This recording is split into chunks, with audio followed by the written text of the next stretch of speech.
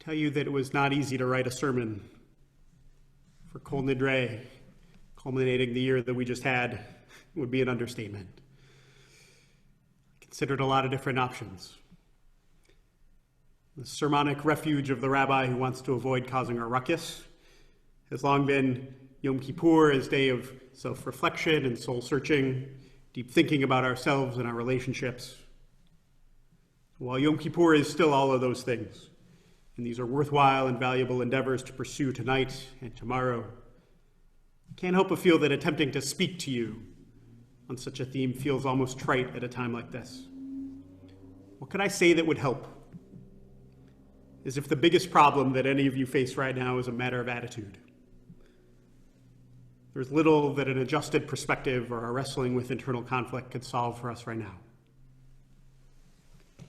A somewhat more daring approach is to sermonize on social ills, point out the injustices in our society, in our country, in the world, call for a new commitment to righteous causes, seek to inspire rededication to justice efforts.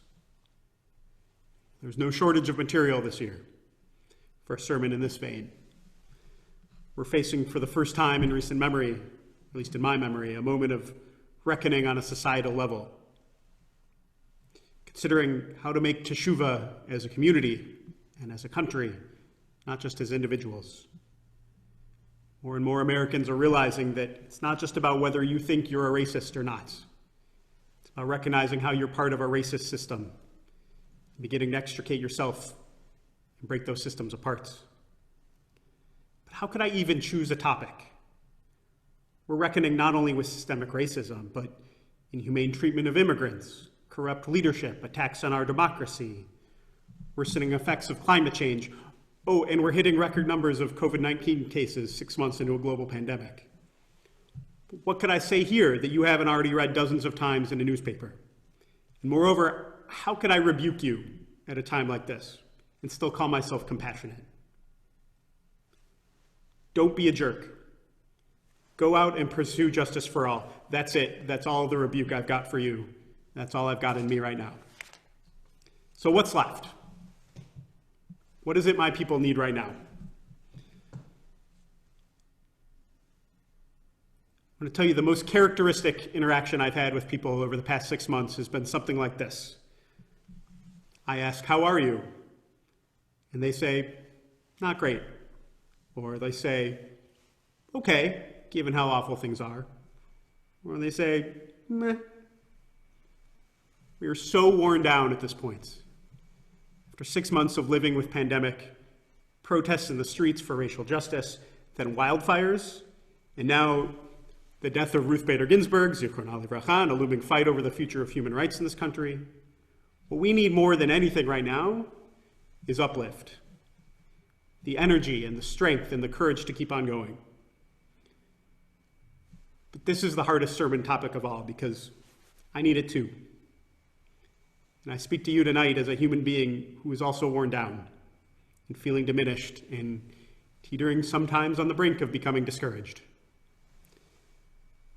So tonight I'm going to tell you what we all need to hear. I'm going to tell you why you are valuable. I'm going to tell you why what you do is worthwhile. I'm going to tell you why what you feel is okay to feel.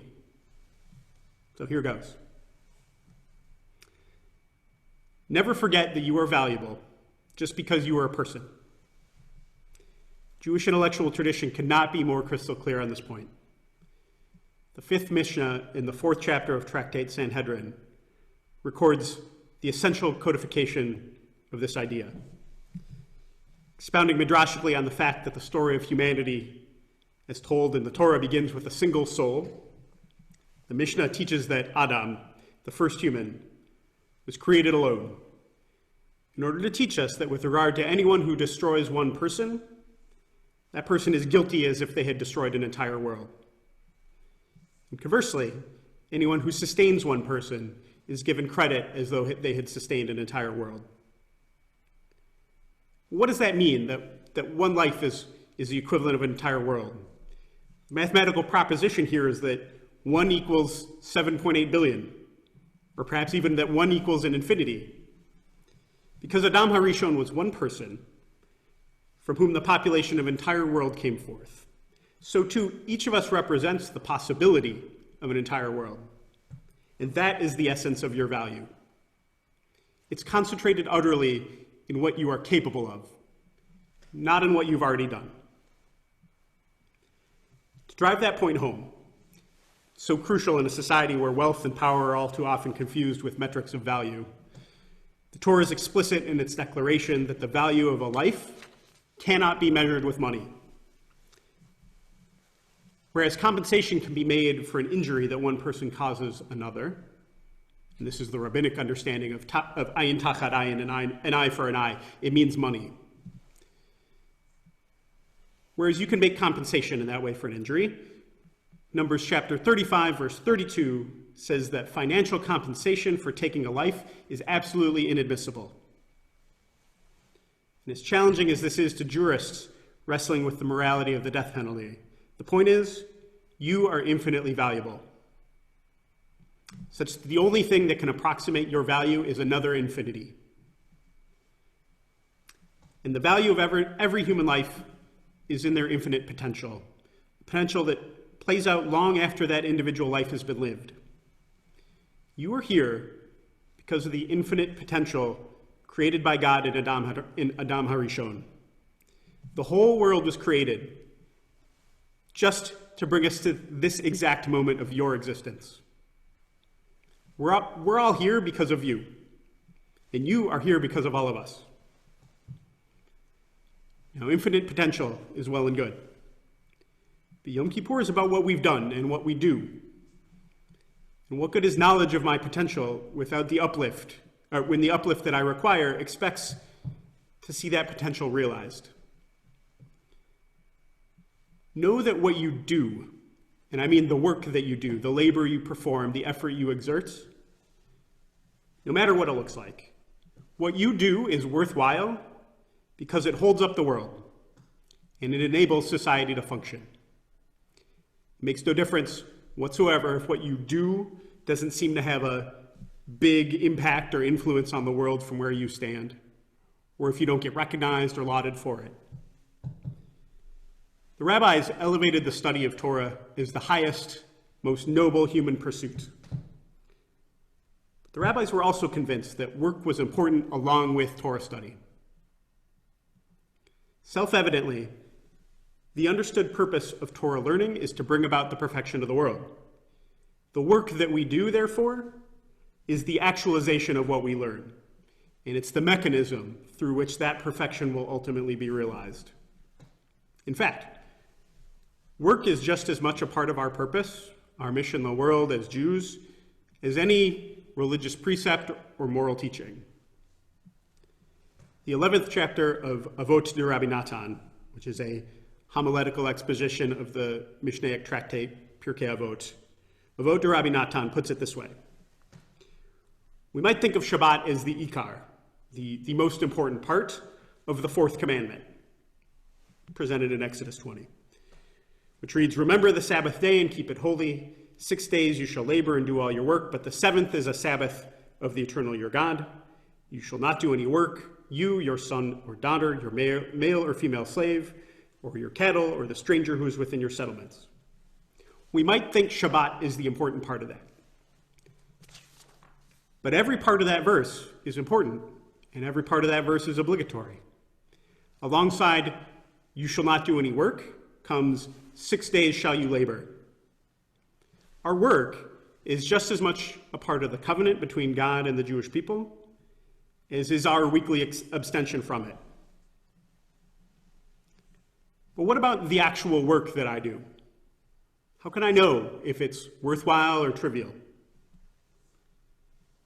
The rabbis of the Talmud answer this concern in Tractate Brachot.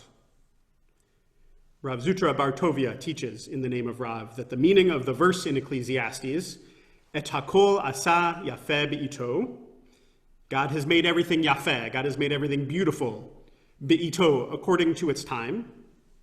The meaning of that verse is that for each and every individual, God has made that person's work yafeh in their own eyes. The great medieval commentator Rashi adds in his explanation of this teaching that even a tanner which if you don't know any tanners, you should know that tanning hides is an especially smelly profession. Even the tanner is satisfied and delighted with their own craftsmanship. Why? So that the world will not lack for craftsmen. And the great contemporary teacher, Rabbi Yadin Steinsaltz, whose recent passing from the world is yet one more blot on an already blotted 5780, adds in his commentary on this teaching that this capacity for self-satisfaction with the work that we do actually enables the world to function properly. What makes your labor, what makes your effort worthwhile, isn't its impact. It's that you find it worthwhile. Another Talmudic teaching, labor is great as it brings honor to the laborer who performs it. Whatever it is you work on, know that your effort matters, and your contribution to the world is irreplaceable. So that ought to be enough, right? Knowing that both I and my labor are infinitely valuable should be enough to encourage and uplift me. Would that this were true. I can speak for myself and tell you that I know these things well enough to teach them, and yet lately I feel as though I'm perpetually on the verge of tears, not just for myself, but for others, for the state of the world and its inhabitants.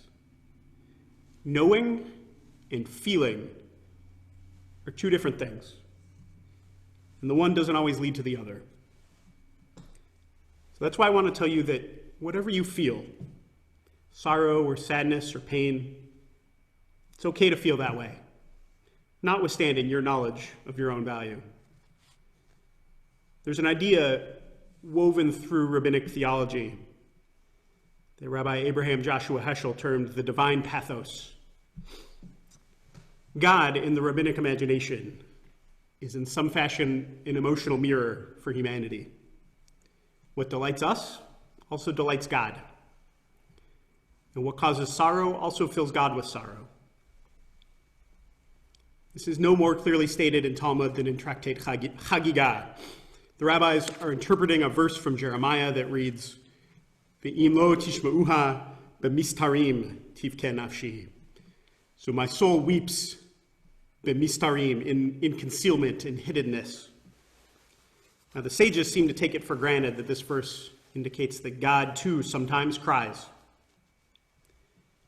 But the Gemara itself, in framing this argument, interrogates the premise and asks, are we really saying that there is weeping before the Holy One of Blessing?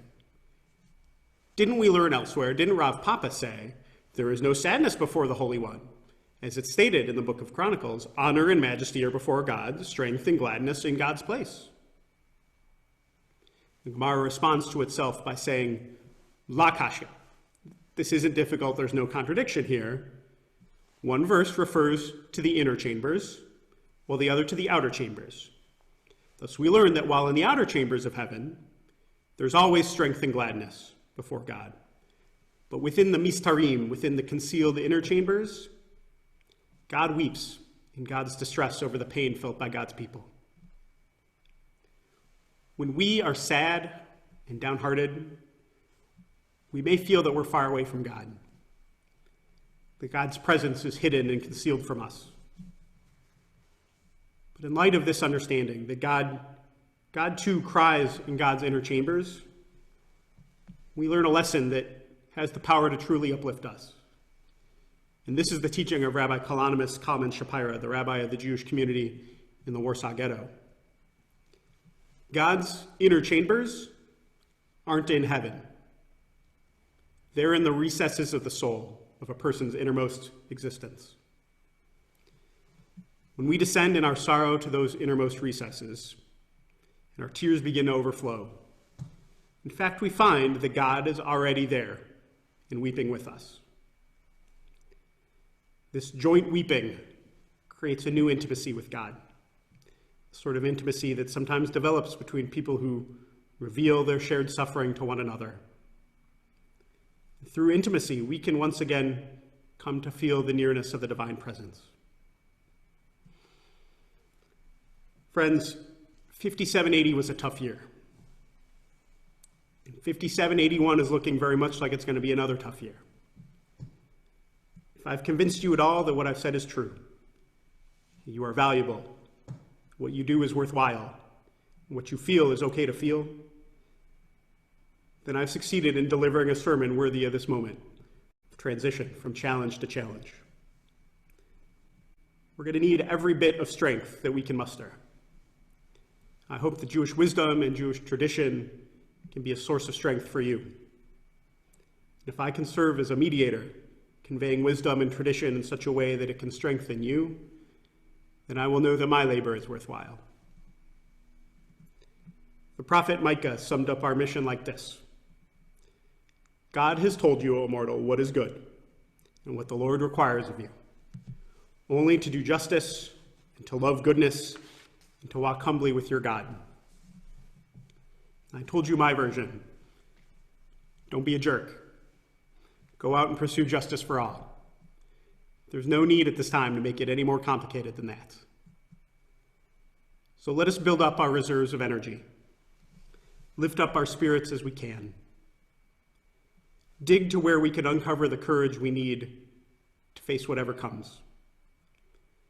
Stand arm in arm with one another to go from strength to strength.